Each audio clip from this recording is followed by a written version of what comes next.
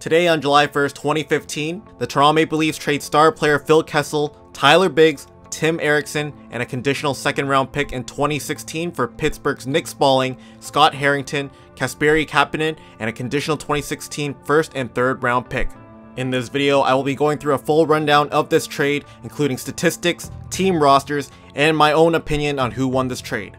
Without a doubt, Phil Kessel is an elite goal scorer, knocking in 181 goals in just 446 games played, the most goals on the Leafs since 2002. He's had 7 seasons with 50 plus points and 5 seasons with 30 plus goals. Not only that, but he can pass the puck as well, tallying over 5 seasons with 30 plus assists and even winning the Bill Masterton Trophy in the season of 2006 and 2007.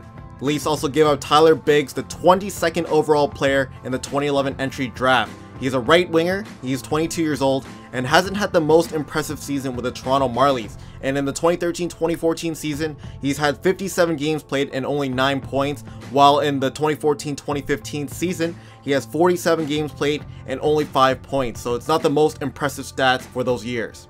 The Leafs also give up Tim Erickson, the 23rd overall player in the 2009 entry draft. He shoots left, he's 24 years old, he's 6 foot, 199 pounds, and in 93 games he tallied just about 14 points. The Maple Leafs actually claimed Tim Erickson off waivers from the Blackhawks in 2015, so the Maple Leafs actually didn't lose too much from getting rid of this player. So now we're going on to the Toronto Maple Leafs acquisitions for the Phil Kessel trade, and one of the players that they received back is Nick Spalling. He actually plays center, he's 26 years old, and in his NHL career, he has played 379 games, tallying 111 points. The second player that the Leafs also picked up from this trade was 22-year-old Scott Harrington. He's a left defenseman from Kingston, Ontario, and he's also 6 foot, 203 pounds. In his 2014-2015 season with the Wilkes-Barre, he had a plus-minus of 19 as well as 12 points in that season. And the third player the Maple Leafs also picked up from this trade was Kasperi Kapanen from Kuopio, Finland. I hope I said that right, but he's only 18 years old and he was born in 1996. He is a right winger, he is 5'10", 171 pounds, and he was the 22nd overall player in the 2014 NHL entry draft.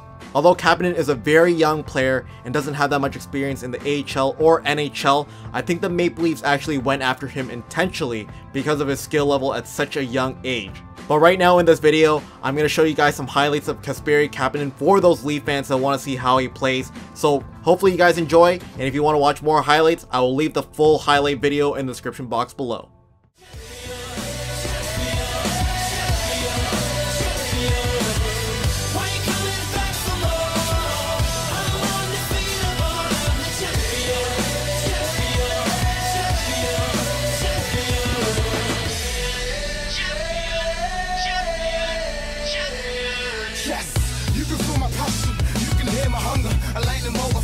And sometimes I just wonder, no one can hold me back. Ready for my victory lap, fully ready to rumble, so prepared to be taken back. Yes, I talk the talk, plus I walk the walk. Ready with my eyes on the ball, eyes of a hawk. Raise my index finger in the air, give it my all. Hard hitter like the fall to the floor, make it fall to the floor. I'm feeling 10 feet tall, unstoppable, I'm the champion, champion, champion, champion. Why you coming back for more?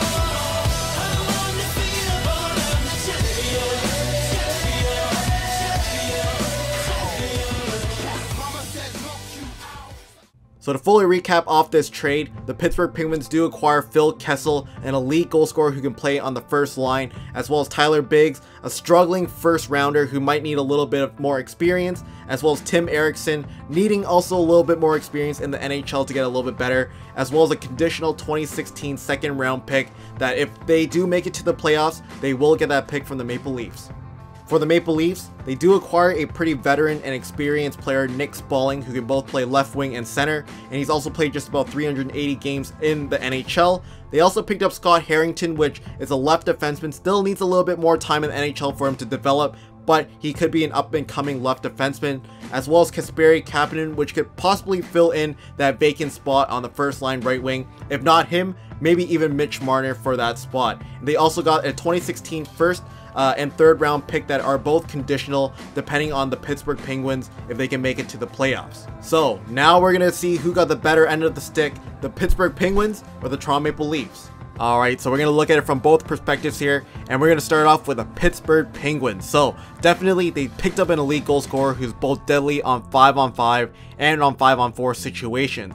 And for the price they picked him up at, and still making Leafs retain 15% of his salary, the Pittsburgh Penguins I think got a really big steal on an elite goal scorer who could possibly unlock his potential playing with Crosby and Malkin, rather than maybe Bozak and Kadri in Toronto. With the Leafs retaining $1.25 million per year for his contract, the Pittsburgh Penguins are only paying Kessel an average of $6.8 million per year, even cheaper than players like Paul Stastny right now, Brian Campbell, and David Krejci. Since Kessel is known to be great on power plays, it does also free up a lot of space for both Crosby and Malkin, as he does have a right-handed shot that likes to circle around the left boards and also shoot from the left boards. I think this quality from Kessel could possibly make Pittsburgh's power play one of the most deadliest in the NHL next year. After watching Kessel in the Maple Leafs for so long, I think the only downside to him is that he's a very streaky player, and there are some times where he is very good and can score lots of goals, get lots of points, and then there's some times where there's just no points at all for a certain period of time, and he just cannot do anything to get goals. So if he can figure it out in Pittsburgh, possibly he could maybe be a 100-point getter in 82 games in a regular season. Alright, so we talked about Pittsburgh, and it's now time to talk about the Leafs. So I have a lot to say about it, and I really did think that they did pretty well for this trade, and I did think that they could have gone more for Kessel as well. I know a lot of people were complaining about it, but at the same time, I think we all knew that a rebuild was necessary for this Leaf team, which has been struggling for so long to build a team around Kessel and Bozak and JVR. Just getting rid of him frees up Toronto's salary cap, we get a little more freedom to build our dream team, and we don't have to keep trying to fix something that feels broken, in my opinion. I mean, tanking at the last part of the season is just not fun to watch.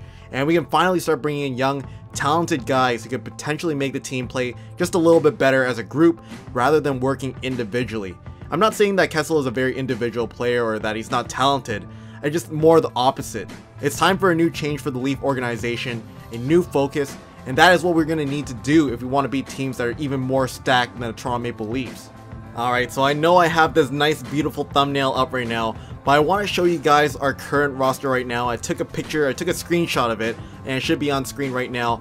But we got a lot of great pieces to this team, even without Kessel right now. We got guys like Bozak, Kadri, Holland, JVR, Gardner, Riley, and not to even mention our two goalies Bernier and Reimer in net. I think we got a lot of good pieces right now, and not even counting the young prospects we are developing right now, like Marner, Nylander, Percy. Still a lot more that I'm missing, but I feel like things are looking up for the Leafs, so keep your chin up, Leaf fans. We aren't in danger yet, alright? But having said all that, I still think that the Pittsburgh Penguins got the better of this deal. They got an elite player in his prime. Pittsburgh team is only looking so much more deadly, especially with Mata and Pouliot still developing.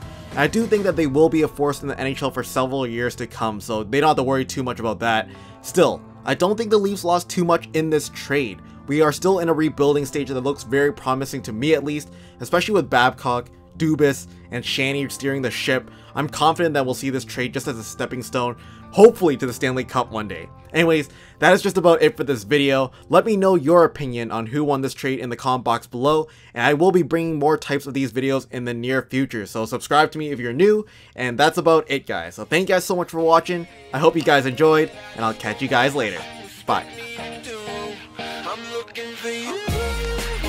Sauce it all the way through. Go Lemieux, deke him out. There it is, go. The double backhand, you already know what's coming. Mario Lemieux scores us a goal. That was a pretty nice one too. I think it really is a jersey. Alright, I'm gonna say enough of that. But anyways, it's 3-1 now. Let's keep it up.